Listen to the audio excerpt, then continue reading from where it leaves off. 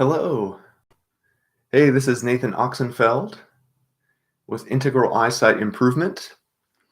Today is Saturday, November 14th, 2020, and I'm excited to be leading my second palming party.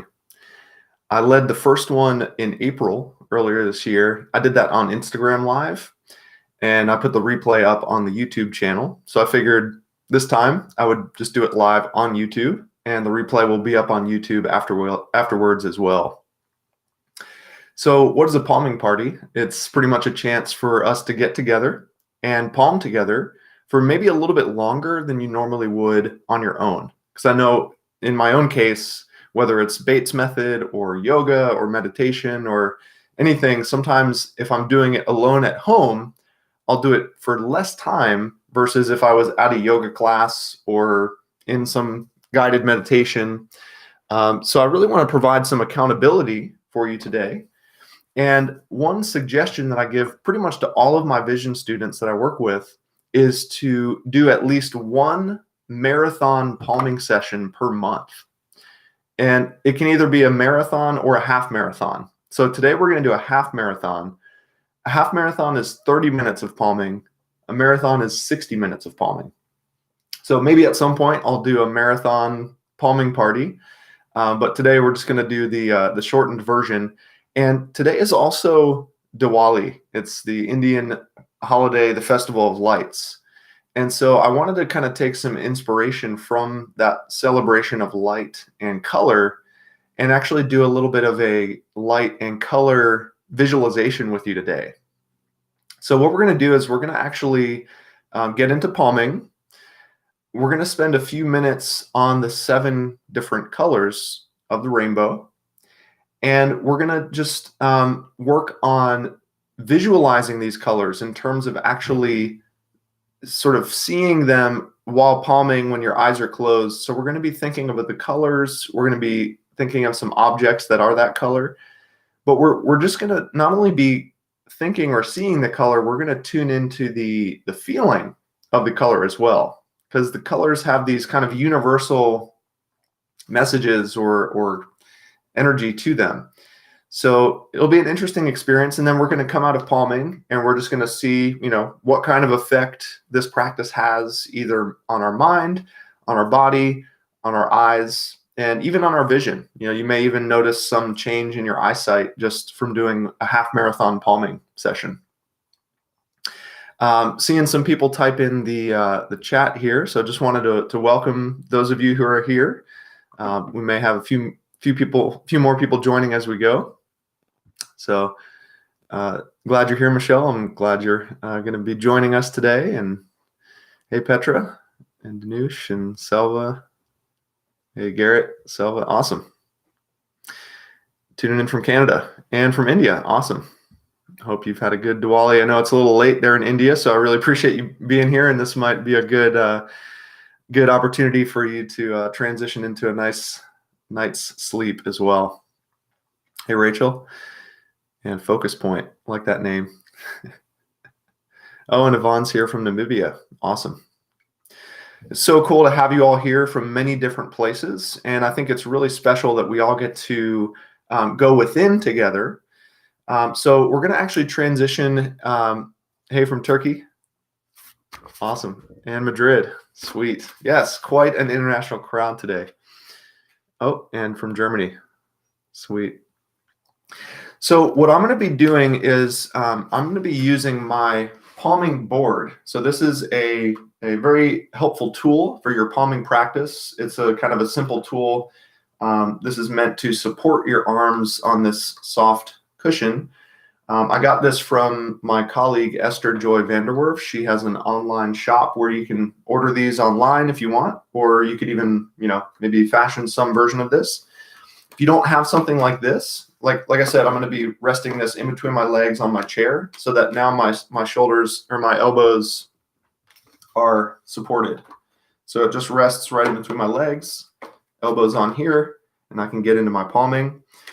And it allows me to stay upright.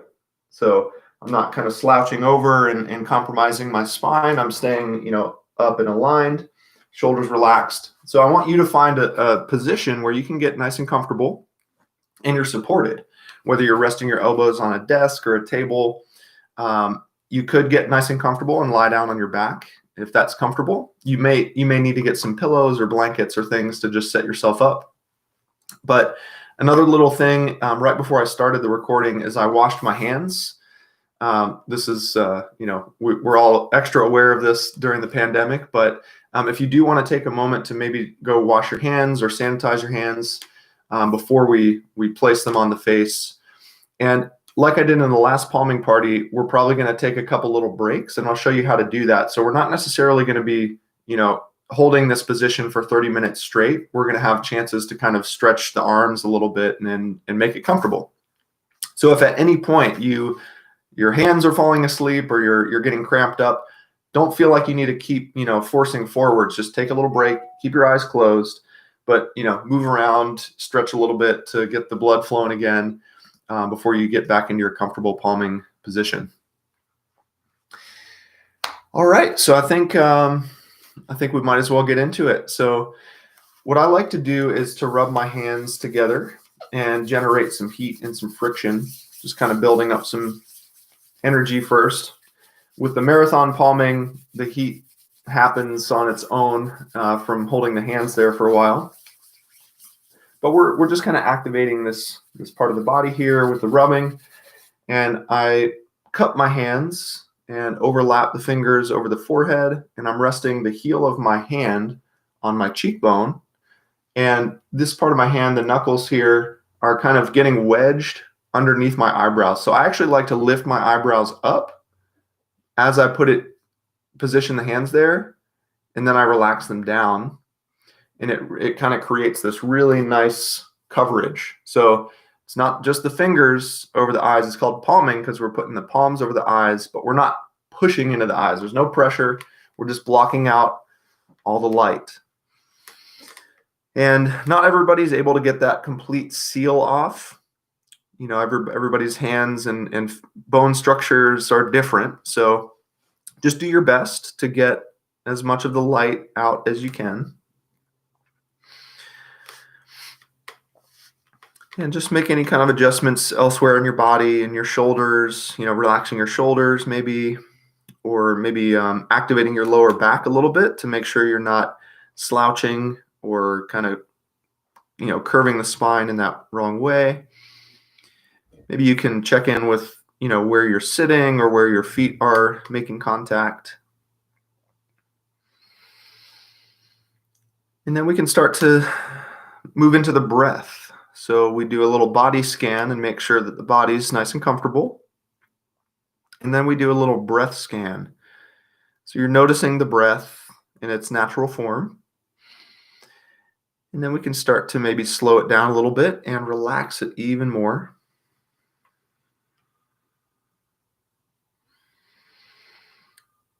You can maybe even picture as each breath comes in, it's invigorating and cooling and energizing.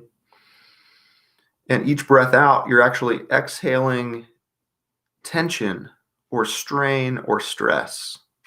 So each breath is moving you away from the stress and towards the relaxation.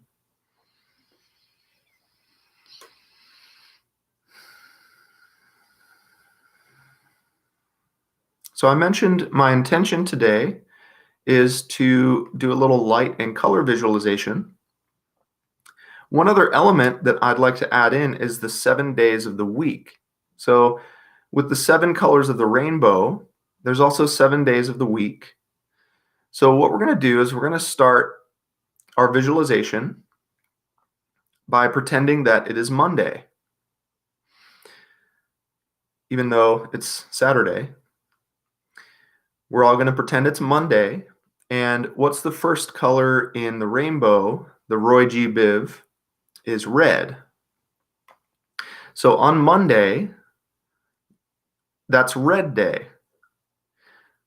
So to start off with, I just want you to think red. I just want you to think of the color red. When I do that, I'm just letting this memory of the color red just take up my entire visual field. And technically, my visual field is all black right now. It's all dark because there's no light coming in. So the type of light that we're working with today is not external light, it's internal light. So it's not about you sitting here in the dark trying to physically see the color red. You're simply remembering the color red or imagining the color red. And for some people, it works to just let this color just fill your mind, fill your visual field. It's just going from corner to corner. But for other people, it helps to have an actual object that is that color to kind of give you something more to focus on. So what are some red objects that come to your mind? What are some things that you can remember that you've seen recently that were the color red?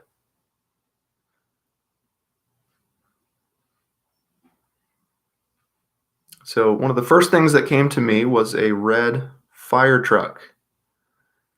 Because the other day I saw a big fire engine driving down the street. So when I think about that image, I'm sort of conjuring up the shape of that truck. It was quite a large truck. I'm just thinking about the color.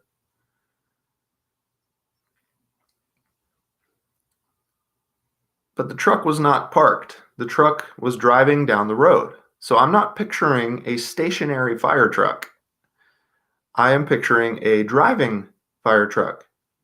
And it's really important that we make sure that movement is a part of our visualizations. So I'm noticing the wheels are turning, and some fire trucks have some flashing lights on them, so I'm seeing these red lights flashing. And I can also get my other senses involved. So our main thing today is about visualizing in the sense of sight, but I can also hear the sound of a loud fire truck horn or an alarm, if it's trying to get people out of the way. And I can also imagine the texture. If I were to walk up and touch that fire truck, it would be some cold, smooth metal. Whereas if I touched one of the tires, it would be this rubbery tire material.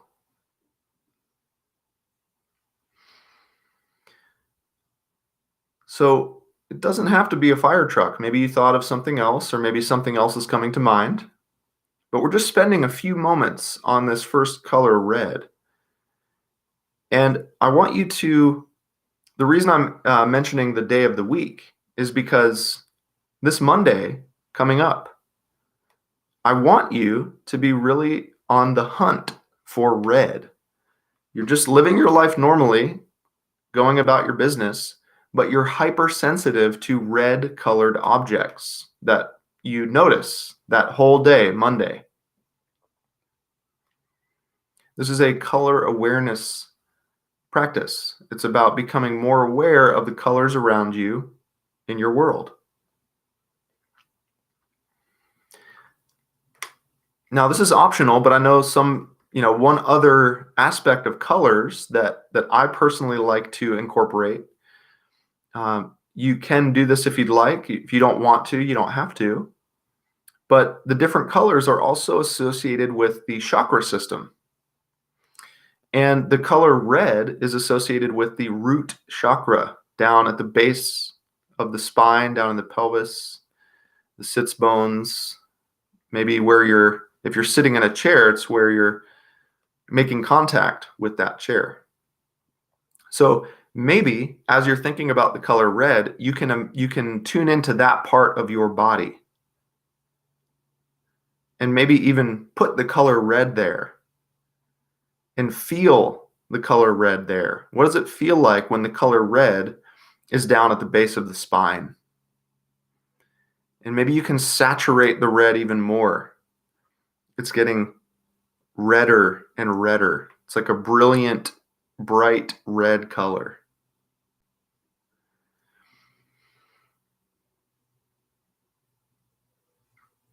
As I mentioned, we're not just looking at the color, we're also feeling the color. So before we move on to the next color, I just want you to take a moment to, as we've been spending a few minutes on red, how has that felt for you? Have there been any particular emotions that have surfaced?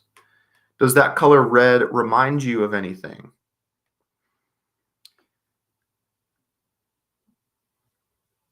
For some of you, maybe there's an instant answer. For others, maybe this isn't something you've really thought much about. Like, how does this color actually affect me? How does it make me feel when I look at it or when I think about it?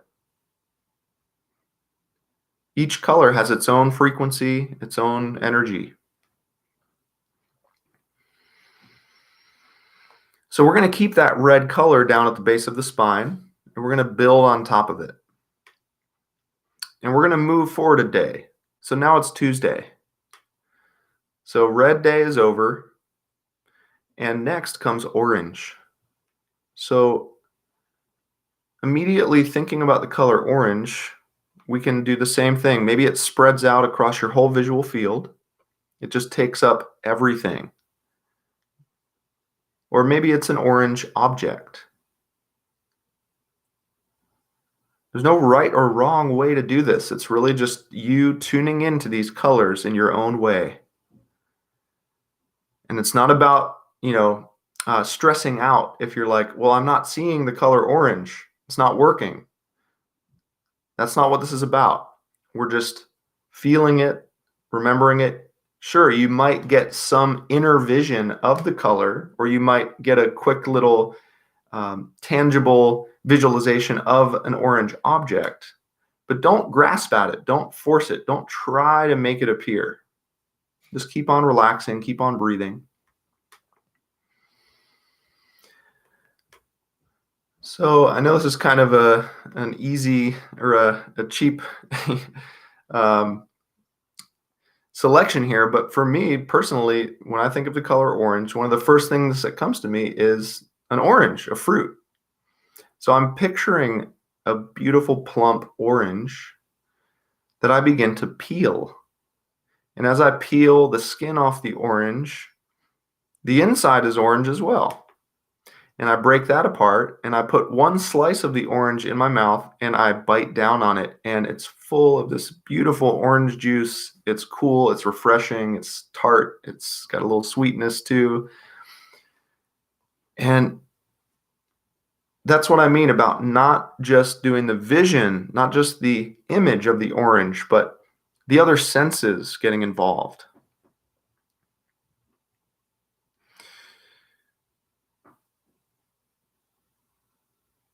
So we're not at the base of the spine in terms of the chakras anymore. We've risen up to the navel. So you're putting the color orange in your navel, around your belly button. Generally, it's below the belly button.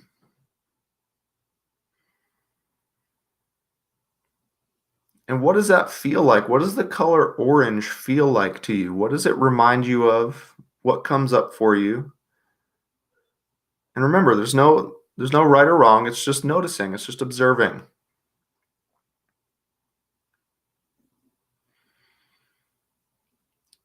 So, some other things that come up to me for the orange are like, a beautiful sunset, right when the sun begins to slip down below the horizon and it takes on this really nice orange color and the clouds become very orange in color.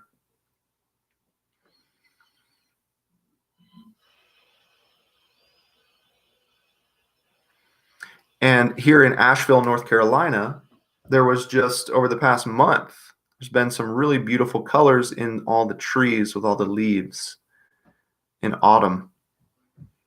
So there were lots of reds, there were lots of oranges, and there were lots of yellows. So just take another moment to tune into orange. See how that's feeling, see how it makes you feel.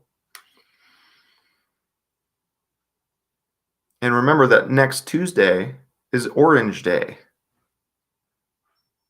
And you're looking around your world for orange objects, and you're just keeping a little mental note of how many you've seen during the day, or you're just becoming aware of your surroundings with this new dimension of color in mind. But once Tuesday ends, we move to Wednesday into Yellow Day. So when you think of the color yellow, you can either let it fill your entire mind, your entire visual field, or you can focus in on a yellow object. What came up for me is a bumblebee. And not just a bumblebee who is just starting out its day, a bumblebee that has already spent hours pollinating flowers. So it is just covered in this bright yellow pollen, all these little chunks of pollen on its little back legs, even on its wings a little bit. But I can still see it flying from one flower to another. So there's that movement. It's not just a stationary bee. It's a busy bee. And I can hear the sound, the buzz of the wings.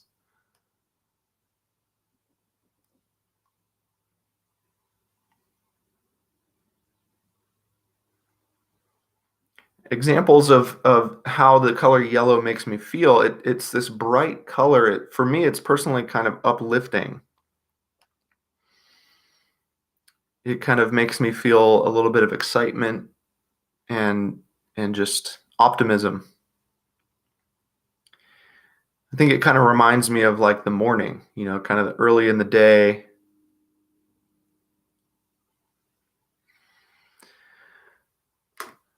And if I want to tune into a part of my body, I'm going to imagine the color yellow occupying my third chakra, my solar plexus, which is above the belly button, kind of the lower rib cage and the diaphragm area down to the belly button. I like to picture a bright sun shining in that part of my body, and it's emanating this bright yellow light, spreading out.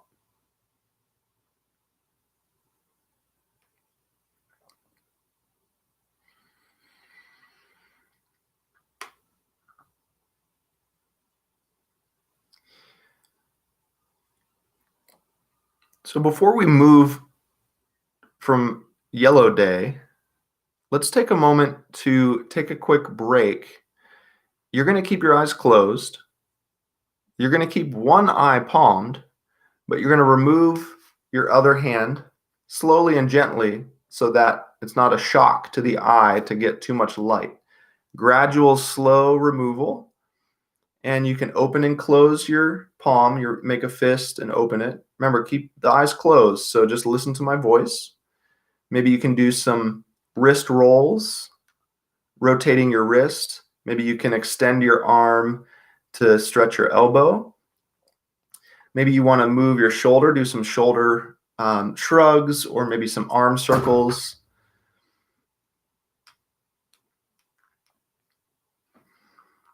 And maybe you also want to wiggle your feet or your ankles, or bounce your legs up and down a little bit, just to kind of, make sure we're still moving around, circulating. And now I'm switching. I'm palming the eye that was just uncovered, and I'm slowly removing the hand from the other eye to open and close my other hand, and to roll that wrist, and to extend my arm up towards the sky, reaching towards the ceiling, maybe do some arm circles or some rotations, just something to feel good, and just to prepare for a few more minutes before we take another break. So finding your way back into your palming of both eyes, back into the darkness.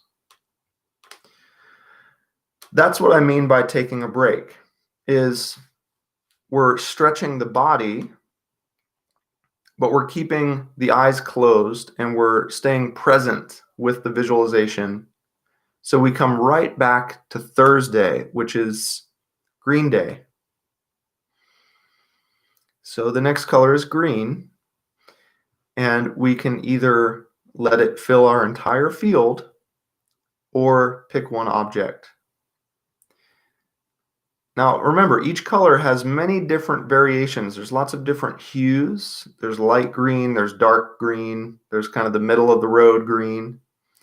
So just notice what kind of green shows up for you, or what kind of object, what kind of green object can you think of?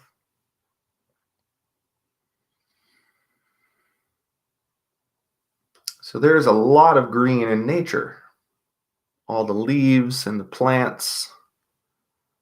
So maybe some sort of nature scene appears for you. Maybe it's some blades of grass or a grassy lawn, or maybe it's more of a jungle scene.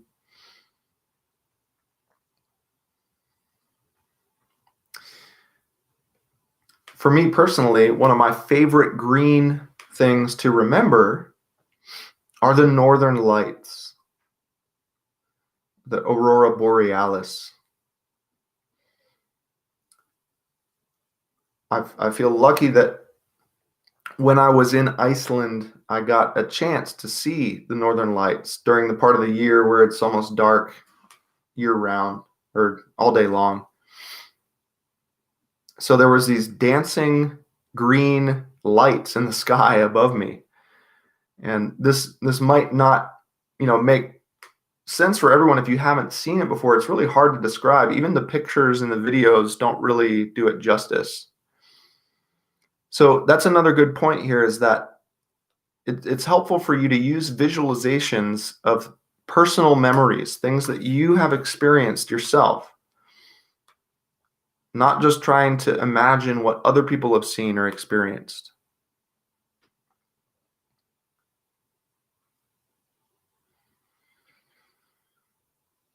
And the location in the body for the color green is the heart. The fourth chakra is the heart chakra, and it's right in the center of your chest. So you can fill your heart and your lungs and your rib cage with this brilliant green color. And how does that feel? What does the color green initiate with you? Emotionally, intellectually, energetically, spiritually? However this happens for you, just notice what's up with the color green. What does that feel like?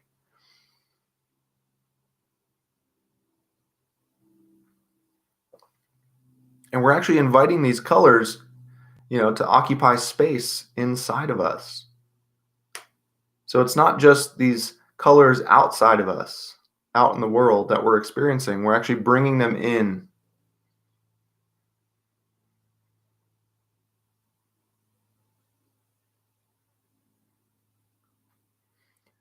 So next Thursday, you're going to be looking around your world for green. And if you go on a walk, you're probably going to see some green out in nature.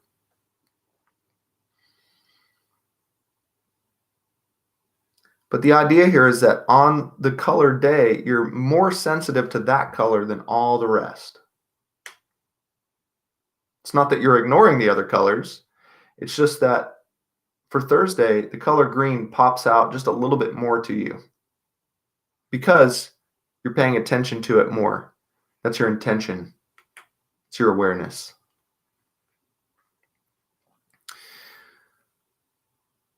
So moving on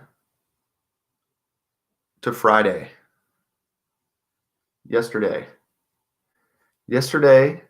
was Blue Day. So now we come to the color blue. And we let this color blue fill our entire mind or our entire visual field and just kind of bathe in that blue color. Or maybe a blue object pops into your mind.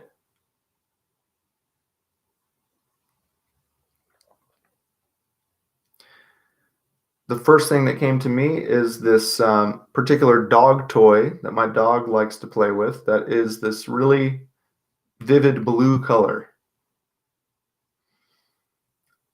But just like the last one with the Northern Lights, I doubt that you have seen my dog's toy. You probably don't know what it looks like. So instead of you trying to just imagine what I'm talking about, I want you to think of your own blue object. And I think it helps if it's a recent memory, a recent visual experience, like maybe something blue from this week that you remember looking at. Could even be the sky.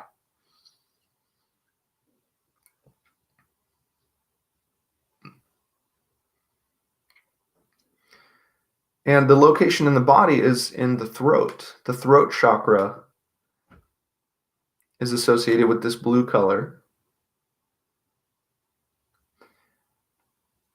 So tuning into that part of your body, from your chin to your collarbones, just filling your neck with this beautiful blue color. And how does that feel? What does that color remind you of? What does it initiate within you or awaken within you?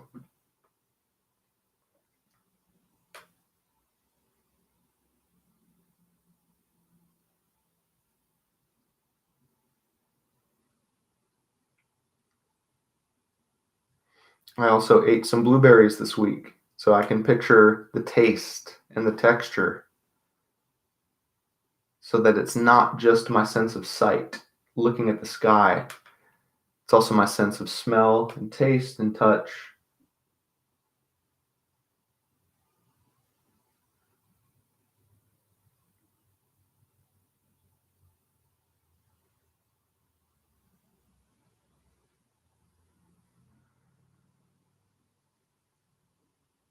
So far we've gone from Monday to Friday.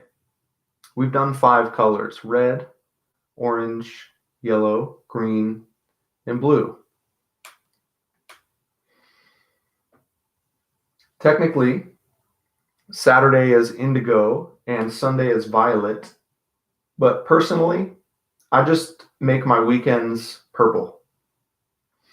So Saturday and Sunday, you can think about the color purple, or you can notice purple objects in your life. So you think of the color purple, or maybe it's indigo, maybe it's violet. It's a spectrum here. But just let that appear to you, filling your whole mind or your visual field. Or maybe you think of a purple object.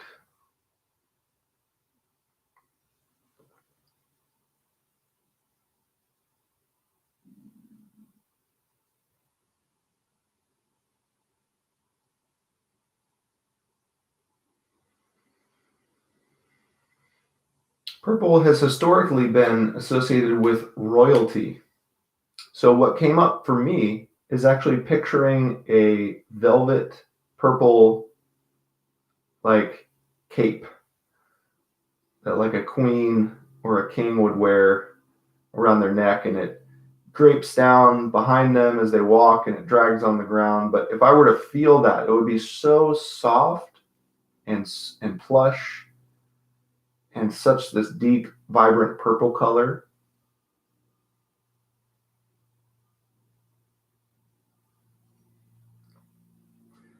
I also have some purple flowers in my yard, some morning glories. It's a little late in the season for them to still be here, but just a month or two ago, they were putting on a very beautiful show. These flowers blooming, this really deep purple color. And I really enjoyed going out there and just looking at that color, just taking that color in through my eyes, feeling it. So how does that color feel to you? How does purple feel? What does it remind you of? What does it stir up within you?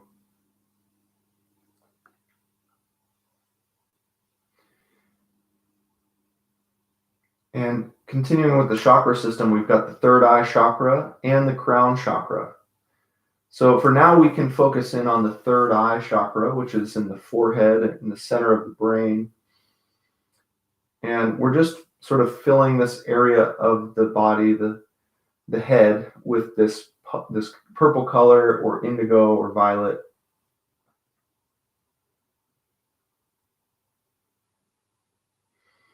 So at this point, we're looking like rainbows.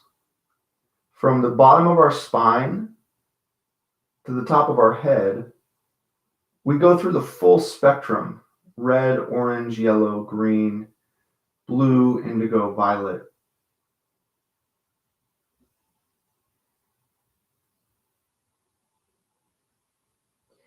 And this leads us to our final color, which is actually a combination of them all.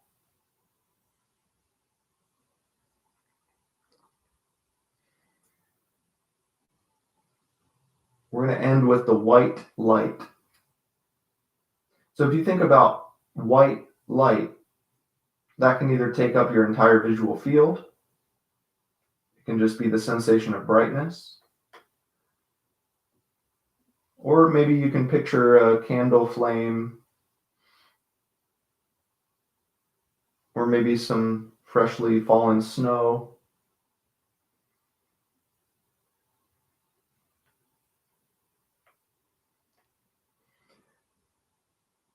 But in terms of where on the body, we're going to direct this to the crown chakra, which is at the very top of the head, pointing upwards. So you can maybe even imagine that you've got this white light shining out of the top of your head, kind of like a flashlight. So inside the body, it's red at the bottom, then orange, yellow, green, indigo, blue, indigo, violet, up the spine. But when you get up to the top of the head, it transforms into this white light that goes up into the sky.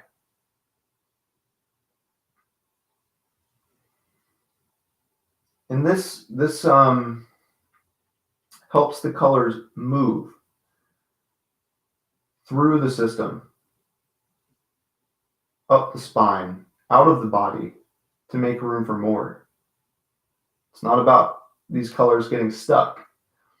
It's about letting them flow freely and fluidly.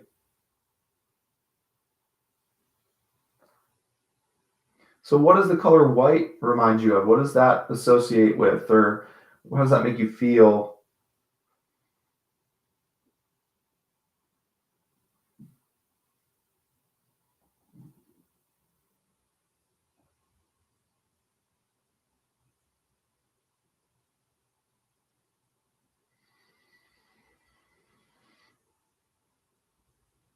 So we've given our mind some things to picture and remember and imagine and visualize.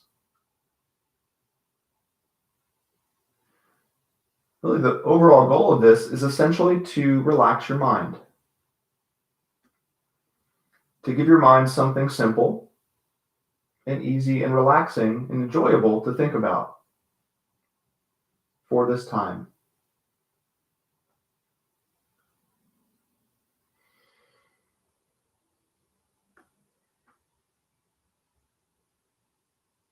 So comparing to at the beginning of this session, we're going to do a quick little scan, a little body scan, a little breath scan, a little mind scan, just to kind of see, like, how are you feeling now? So physically, how's the body feeling? How's the breath? And what's the mental state? What's going on with how you're feeling in your mind or in your emotional state?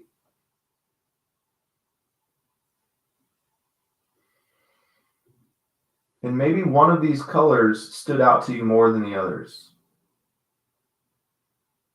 And to me, that indicates that you have a lack of that color in your life and you need more of it. I want you to become sensitive to light and color, to be able to know how they make you feel and when you need them or when you don't need them. And today it's been purely mental color. It's been all imaginary. But I also taught you how to turn this into a physical practice by assigning one color per day of the week. And you just rotate through those 7 days and those 7 colors. And it's just a game. It's not an exercise. There's no right or wrong. It's just about you paying attention to your world, noticing the colors. It's going to be a really stimulating activity for visual development.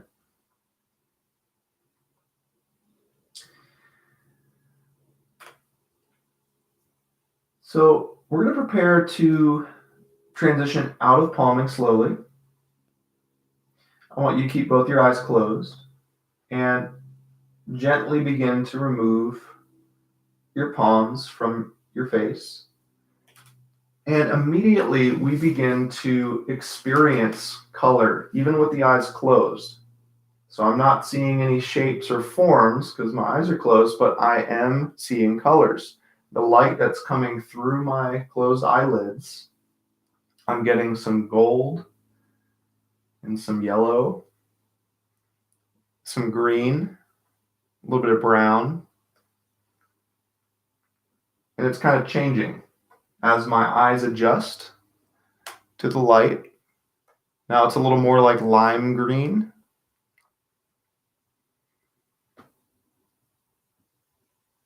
So just enjoy the physical colors for a few moments before you even open your eyes. It's not about seeing, it's not about focusing, it's not about the shapes and forms. It's just about this sea of colors that we're within.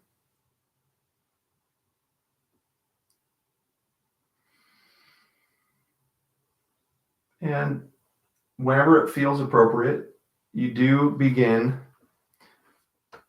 to blink your eyes open.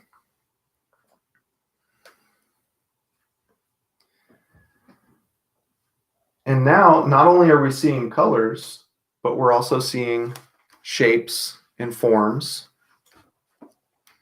And this is your chance to kind of notice any visual effects or visual changes. You know, comparing how your sight was before doing this half marathon of palming to right now. After a good 30 minutes of relaxing, getting that heat and that warmth, and really calming down your nervous system by relaxing your mind, giving it these simple little color visualizations to work with. Might not happen every time. There have been times where I come out of palming and it seems like my vision either hasn't changed, or sometimes it even looks a little kind of blurrier temporarily and then it kind of comes back. But often I would come out and notice, one of the first things I would notice is that colors seem a little bit more vivid and things seemed a little bit brighter. And that's partly because your pupils were just dilated while you were palming in the dark. But even still, you just gave your retinas inside your eyes a really, really nice rest, and they were regenerating and refreshing to get ready for more activity, more light to come in and stimulate them. You also gave your optic nerves a much needed break, a well-deserved break. Because even when your eyes are closed and even at night when you're sleeping, sometimes the optic nerves are still active and firing because of some light stimulation. And it's really only when we get that pitch black from the palming that those optic nerves sometimes can fully, get to that rested state.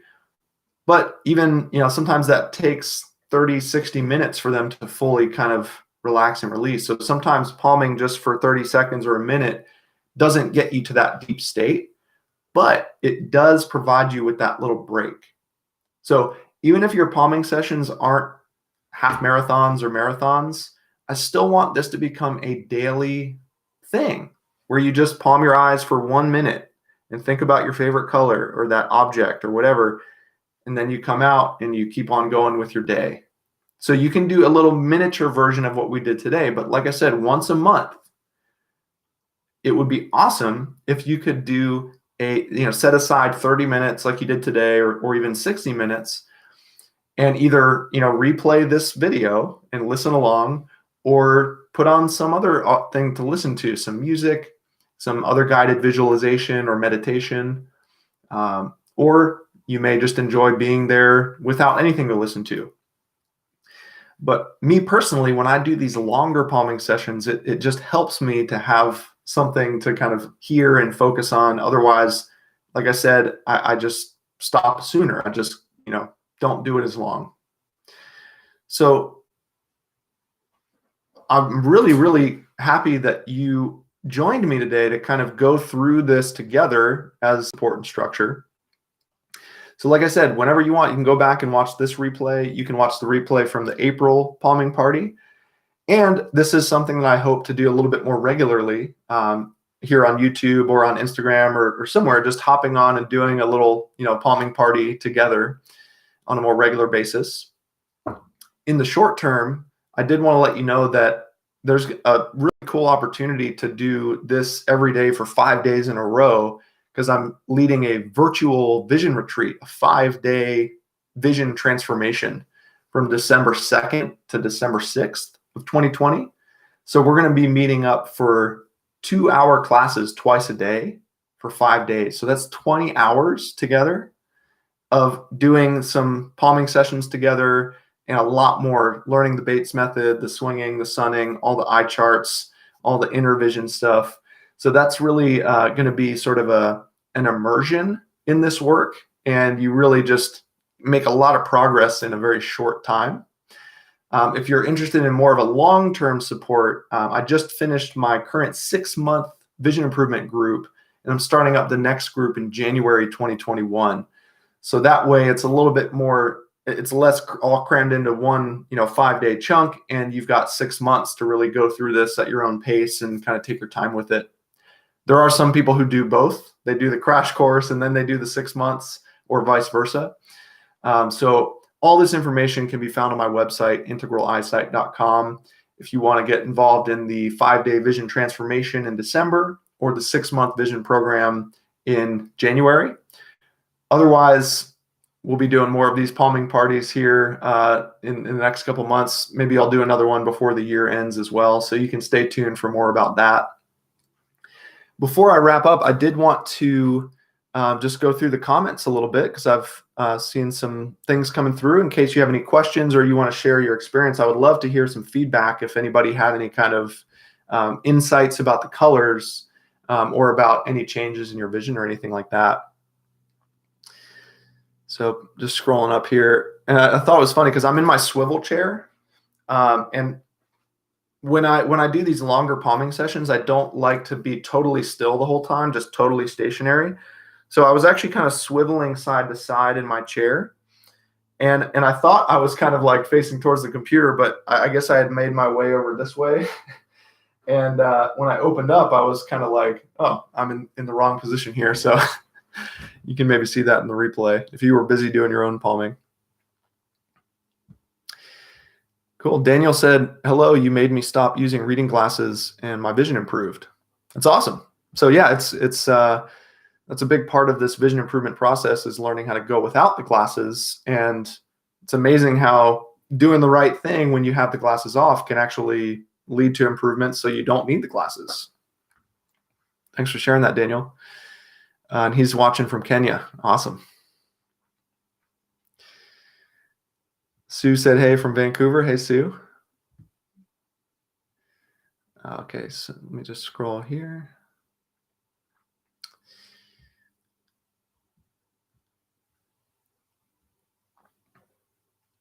So Vasi was asking about some double vision with text and night driving with both eyes after watching a movie on the phone. It's been about 3 weeks and it's still there. Is this astigmatism? So yeah, sometimes double vision and astigmatism can get a little mixed up, because the effect of astigmatism, it does actually look like there's two letters or multiple letters, or my astigmatism made it look like there were like multiple moons when I would look up at the moon in the sky. That's not actually double vision. Actually, that's astigmatism when you see those ghost images or shadows. So, I can't fully answer that because I don't know your whole story. But if it is astigmatism, there's definitely a lot you can be doing to address that.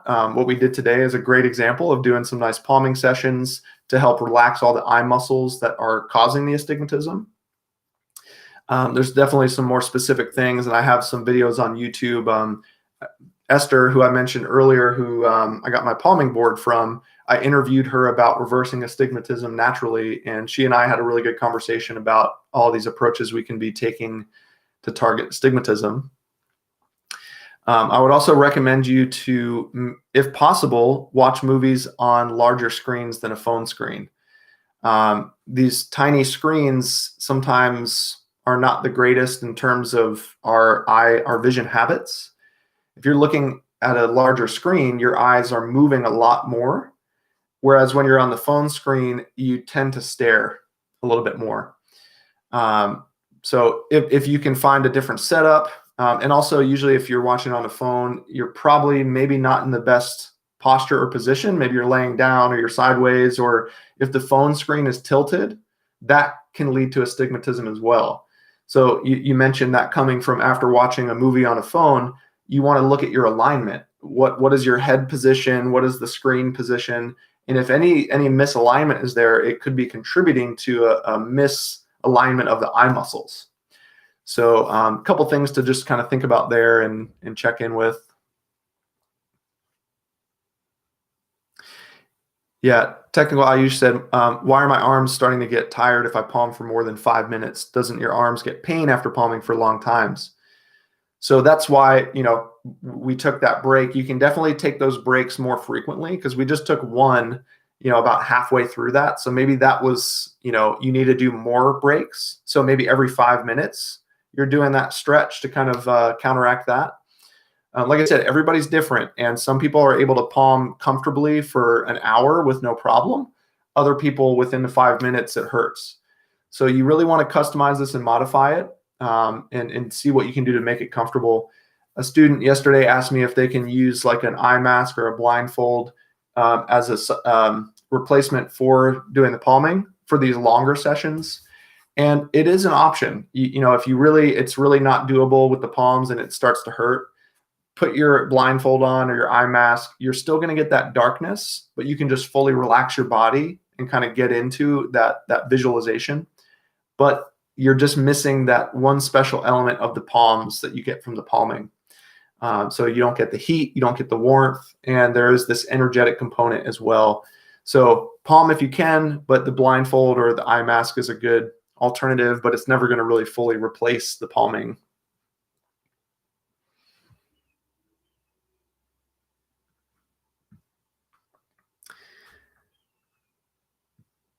My screen just froze up. I'm not sure if I'm still coming through.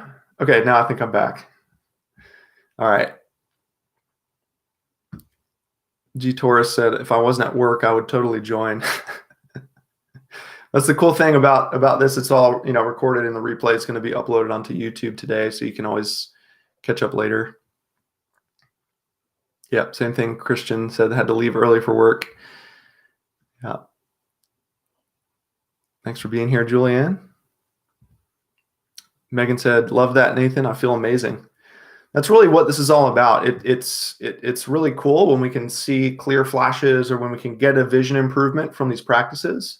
But at the end of the day, it really comes back to the fact that it's making us feel amazing and feel better and feel more relaxed and feel more calm and focused mentally. And if that leads to better physical focus, that's great. That's really the idea, the intention here. But it's got to start with the feeling first. Like before I started getting a lot of visual improvements from my myopia and my astigmatism and getting all these clear flashes, I was noticing that I was feeling different, right? So that's the precursor. If you feel different or you feel better, what happens next is you start to see different and see better with practice and with repetition. So thanks for that feedback. Michelle said everything is more vivid, really enjoyable. Yeah, I love that word vivid. That to me really, I associate that with colors a lot. And so, sometimes colors can be dull, but sometimes they can be very vivid. And I think it comes down to how much attention we're putting on it. And the more attention we put on it, the more vivid it can become.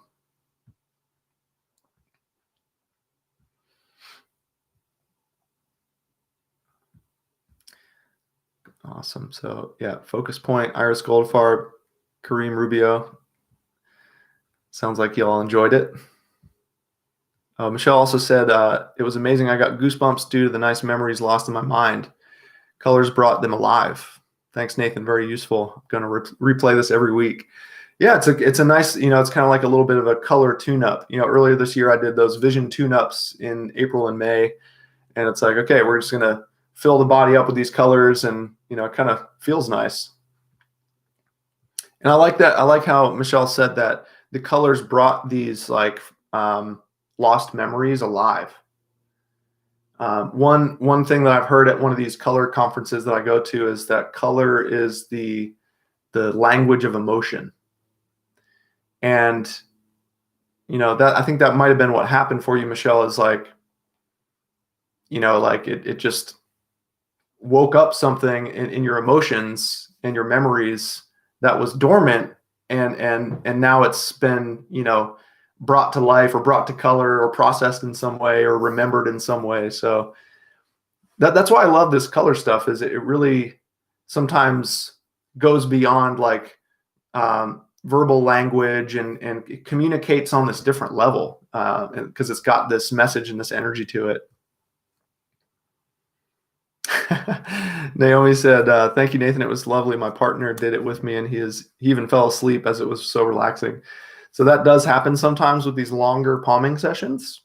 That happened to me plenty, where I would just fall asleep. And to me, that was a success.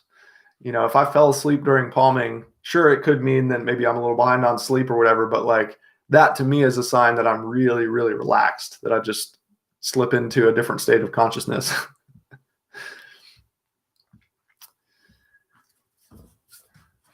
Couple more here before we wrap up. Nice. Yeah. So Izan said, thank you, Nathan. I've realized that I have to find more orange and purple objects. So yeah, definitely when you're going through your mind of like, what can I think of that's orange or purple? And if not a ton is coming up, that's a great prompt of like, okay, I'm going to go out on a search. I'm going to go for a treasure hunt and look for, purple objects and orange objects to kind of add it to my memory bank so that I can use it in this visualization. And one thing that I experienced was there was a couple days of poor weather. It was really cloudy and overcast. I hadn't seen the sky in a few days. And the first day that it cleared up and the sky was this brilliant blue color, I found myself just drawn to it. And I was just like, oh my gosh, I've been deficient in this color for the past 3 days. So I was just like catching up on the blue. I was just building that blue reserve up in my eyes and my mind. And yeah, it's interesting how I never really felt that before, of like feeling like I was deficient in a color before. So interesting idea to think about. Yeah, Rachel also said, some reason I kept almost falling asleep through red, orange, and yellow. I guess I was so relaxed. Did mind laying down since my chairs aren't that comfy.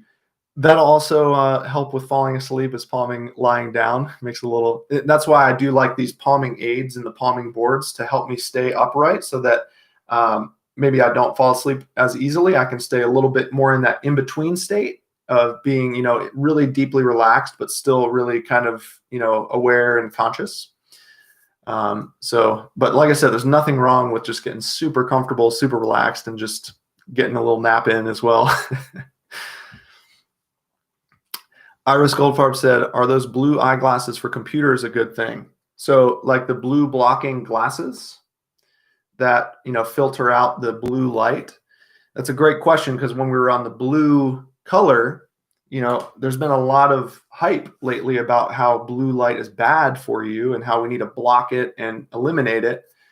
But that's artificial blue light. What what came up for me in the visualization on blue was the sky, which is natural blue light, and it's balanced. Artificial blue light is unbalanced.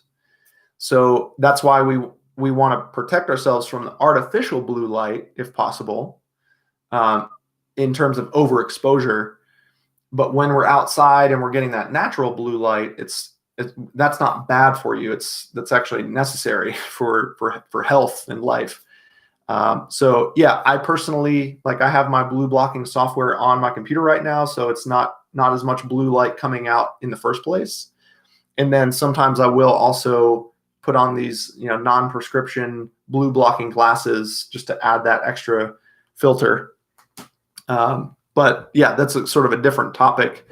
But I am a fan of people managing their blue light exposure and being aware of what they can do to protect themselves on that. Yeah, Focus Point said, I think that caused me some astigmatism. I used to watch my phone with my head turned when it was on the table next to me. My right eye was always further away doing that. Yeah, it's just these things that we realize, like, wait a minute, I'm doing this in this particular way. Maybe it's actually influencing the development of my eye muscles or my vision in some way. And all you need to do is just change it, modify it, and find that balance, and then you're good. Then you get into that, more balanced development of the eye muscles. So yeah, I used to read lying down on my side. The book would be kind of not level with my eyes. Like we can find some really strange positions to get into to do these visual activities. And if we do them over and over and over again, then astigmatism develops or some vision issue can come about. And if we just change the habit, if we change the way we perform that activity, it can change the vision as a result of that. Good question here. Azan TV said, how long should kids around 8 palm for? Right. So when we're talking about kids, it's a little bit of a different story here. I doubt you're going to be successful in getting an 8-year-old to palm for 30 minutes. So, and maybe the visualization I was going through isn't even, the most appropriate for a younger kid as well, because we have to tailor this to different minds and different ages. You could use the colors, but you might, have them kind of think of objects that make sense to them or things that is personalized to them, and maybe just shorten it. So maybe just like 30 seconds or 1 minute on each color instead of like 5 minutes like we were doing today. So in general, when I'm working with adults, we're doing these kind of like more soothing, relaxing visualizations and kind of slowing things down.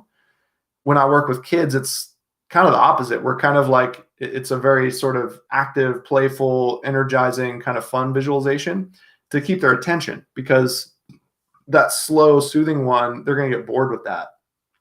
So at any age, I encourage everybody to experiment with all these different types. But yeah, there are ways that we need to kind of modify some of this bait stuff for kids just to make it work even better.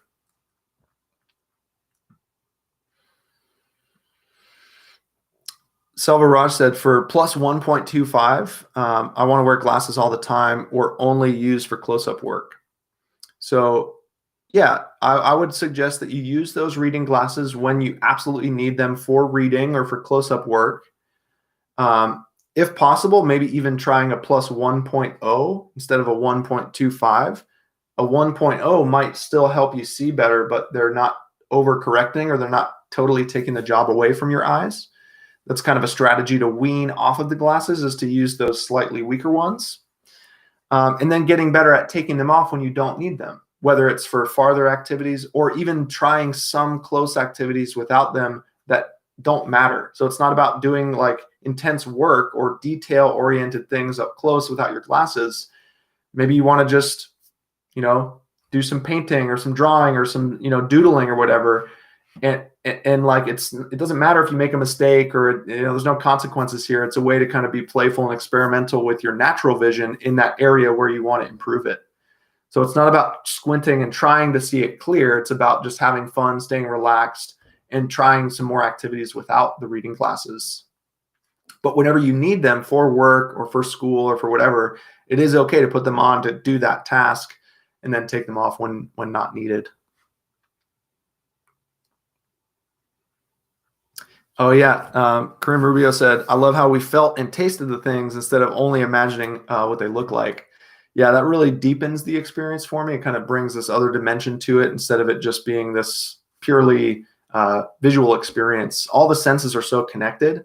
So sometimes when I use the other senses, like hearing or taste or touch, it actually enhances the visual image of it, as opposed to me just trying to see the visual image without the other senses. So glad you enjoyed that as well.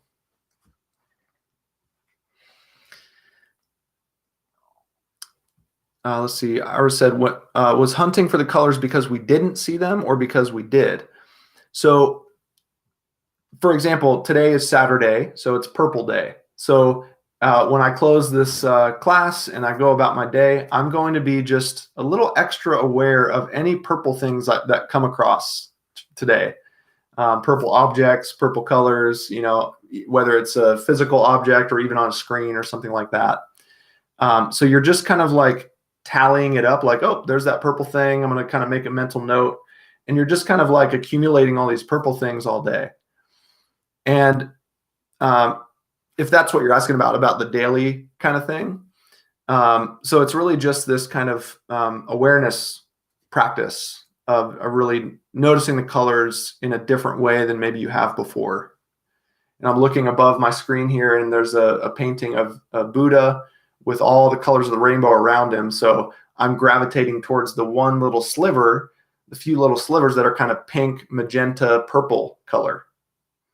And I'm not really giving as much attention to the blue and the green and the yellow. So we're just giving our attention to that one particular color a little bit more. It's like the preferred color for the day.